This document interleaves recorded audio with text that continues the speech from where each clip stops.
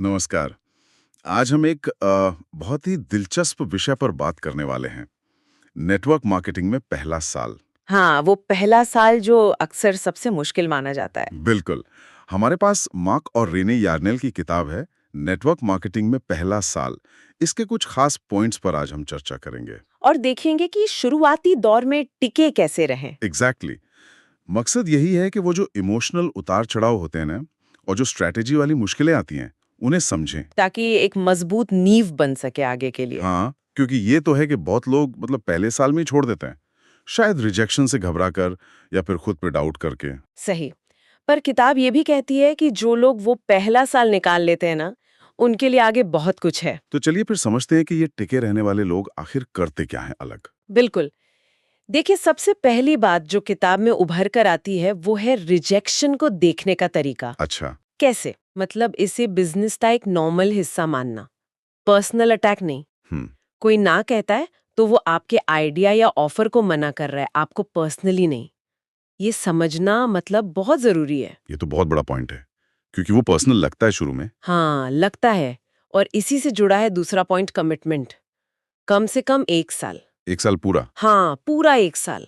किताब कहती है कि भाई कुछ हफ्तों या महीनों में रिजल्ट मत देखो, ये तो सीखने का टाइम है। सही बात है। 12 महीने लगातार कोशिश किए बिना मतलब जज नहीं करना चाहिए कि ये चल रहा है या नहीं। ये तो एक्सपेक्टेशन सेटिंग वाली बात हो गई। बिल्कुल। और फिर आती है सबसे बड़ी बात, माइंडसेट, सोच। हाँ, इसका जिक्र तो था, 80-20 रूल जैसा कुछ। हाँ, एग्जैक्टली। 80% mindset, 20% skill. सोच सही है तो स्किल तो आ ही जाती है। तो इस सोच को सही रखने के लिए क्या मतलब रोज कुछ करना पड़ेगा? हाँ, रोज। जैसे अच्छी किताबें पढ़ना, या जो लोग पॉजिटिव हैं, कामयाब हैं, उनके साथ थोड़ा वक्त बिताना। इससे वो अंदर का विश्वास बनता है। ओके, ये तो हुई माइंडसेट की बात। पर जमीन पर क्या करें? स्ट्रैटेजी क्या हो? किताब कुछ बताती है इस बारे में? हाँ हाँ, बिल्कुल। स्ट्रैटेजी में सबसे पहला रूल है सिंपल रखो, सादगी। सिंपल मतलब ऐसा तरीका, ऐसा सिस्टम बनाओ जो कोई भी आसानी से सीख सके और फिर आगे सिखा सके। डुप्लीकेशन जिसे कहते हैं। अच्छा, ताकि टीम आसानी से बढ़ सके, कॉम्प्लिकेटेड ना हो। एग्जैक्टली। कोई रॉकेट साइंस नहीं बनाना है, बस एक आसान सा प्रोसेस जो सब कॉपी कर सके। और एक और चीज थी, मैनेजमेंट ट्रैप। ये क्या है? हाँ, ये बड़ा इंटरेस्टिंग है। इसका मतलब है कि उन लोगों के पीछे अपना टाइम और एनर्जी मत लगाओ जो खुद कुछ करना ही नहीं चाहते। अच्छा, मतलब जो सीरियस नहीं है उन्हें मोटिवेट करने में टाइम वेस्ट ना करें। बिल्कुल। जो सीखना चाहते हैं, जो भूखे हैं, उन पर फोकस करो। अपनी एनर्जी सही जगह लगाओ। ये तो बहुत प्रैक्टिकल सलाह है। और एनर्जी लगाने की बात से याद आया, प्रोस्पेक्टिंग, रोज नए लोगों से मिलना। हाँ, ये तो बिजनेस की लाइफलाइन है। रोज नए लोगों से बात करना, कांटेक्ट बनाना, भले ही तुरंत कुछ ना हो। हाँ, वो कंसिस्टेंसी वाली बात। और इसमें एक टिप ये भी है कि आप खुद मैसेज मत बनो, मैसेंजर बनो। मैसेंजर मतलब अपनी बात समझाने के लिए थर्ड पार्टी टूल्स का इस्तेमाल करो।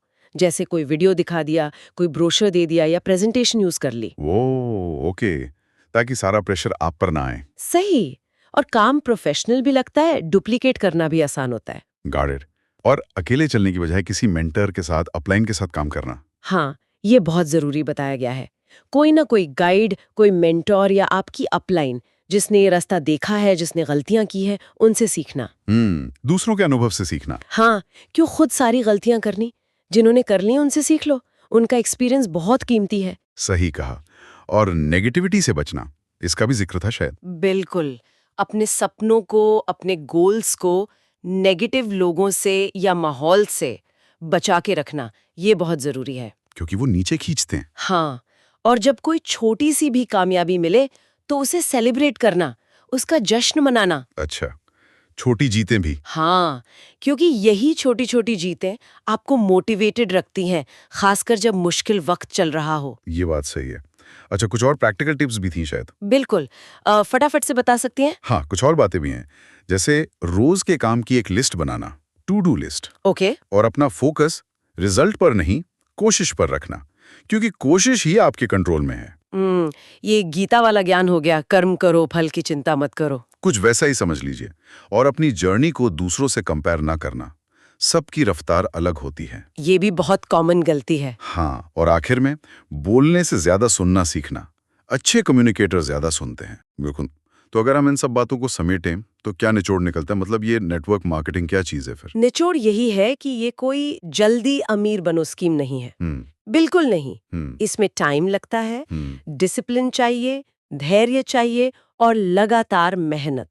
और पहला साल सबसे मुश्किल है, हम्म। इसमें कोई शक नहीं। हम्म। लेकिन सबसे जरूरी भी वही है, वो नींव है। अगर वो निकल गया तो आगे का रास्ता खुल जाता है। बिल्कुल। हम्म। अगर कोई वो पहला साल समझदारी से, सही स्ट्रैटेजी और सही माइंडसेट के साथ निकाल लेता है, तो वो कामयाब होने का हुनर सीख जाता है। तो माइंडसेट ही असली गेम चेंजर है। हाँ जी, सबसे बड़ा टूल वही है। हम्म। उसे रोज तेज करना पड़ता है, लगातार रहना, सीखते रहना और बस किसी एक खराब दिन पर हार नहीं माननी है। बहुत बढ़िया। तो ये तो हुई किताब की बातें।